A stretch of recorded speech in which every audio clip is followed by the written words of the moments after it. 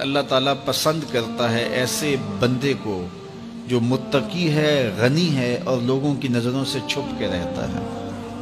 نمایاں ہونے کا اسے شوق نہیں ہے، بلکہ چھپ کے زندگی گزارنے کی آرزو رکھتا ہے، اور متقی ہے، اللہ کی حرام کردہ چیزوں سے بچتا ہے، اور غنی ہے، اللہ نے اس کو جو دیا ہے اس کو راہ خدا میں بانٹتا ہے۔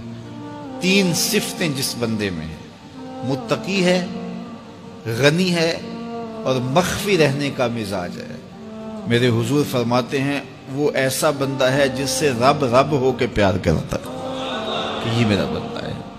تو اپنی زندگی گزارو تقوی کے نور سے، زندگی گزارو خلق خدا کو بانٹتے ہوئے بسر کرو، جو تم کو اللہ نے دیا اس کو بانٹ دو لوگوں میں۔ اور تیسری خوبی کہ لوگوں میں نمایاں ہونے کا، آج کل تو جب سے یہ سیلفی آئی ہیں تو اس شوق کو تو مہمیز لگ گئی ہے نا، یہ تو شوق آسمانوں پہ جا کے چڑھا ہر بندے کو نمایاں ہونے کا۔ آج تو عمرے بھی کیش ہوتے ہیں، طواف بھی کیش ہوتے ہیں، نمازیں بھی کیش ہوتی ہیں، سجدے بھی کیش ہوتے ہیں، اور انتہا ہو گئی رسول اللہ کے در پہ جو حاضری ادب والی تھی وہ بھی کیش ہو رہی ہے۔ تو اس نے نمائش کے شوق کو آسمان پر پہنچا دیا۔ لیکن اللہ کس کو پسند کرتا ہے؟ جو چھپ کے رہتا ہے، جو پوشیدہ رہتا ہے۔ نمایاں رہنا اس میں بہت زیادہ آفتیں ہیں، بہت زیادہ آفتیں ہیں۔ العافیت فی العزلہ، میرے حضور نے فرمایا عافیت تنہائی میں ہے۔ تو لوگوں سے چھپ کر کے جتنی زندگی گزرے، بالخصوص جو آپ کے اعمال ہیں وہ جو ہے وہ لوگوں سے چھپ کر کیے جائیں سوائے فرائض کے۔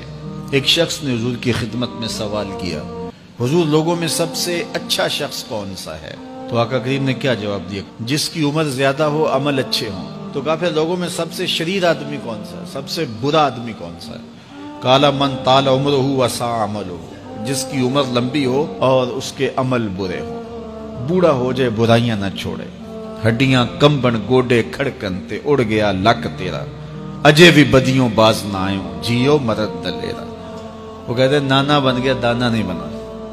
تو جس کی عمر زیادہ ہو لیکن اس کے عمل کرتوتیں اچھی نہ ہوں، بوڑھا ہونے کے باوجود بھی شرارتیں کرتا ہو، دو آدمیوں کو لڑاتا ہو، میاں بیوی کے درمیان تنازع کھڑے کر دیتا ہو، خاندانوں کے اندر شر پھیلاتا ہو، لڑائیاں پیدا کرتا ہو، متکبر ہو، اس کی چال ڈھال متکبرانہ ہو، اس کی نظر میں حیا نہ ہو، اس کی زبان گندگی اور غلاظت بکتی ہو، گالیاں دیتا ہو، عمر ہو گئی ہے لیکن اس کے عمل اچھے نہیں۔ فرمایا سب سے اچھا شخص دیکھنا ہے تو وہ ہے کہ جس کی عمر زیادہ ہے، عمل اچھے ہیں۔ سب سے برا شخص دیکھنا ہے تو وہ ہے جس کی عمر زیادہ ہے، عمل برے ہیں۔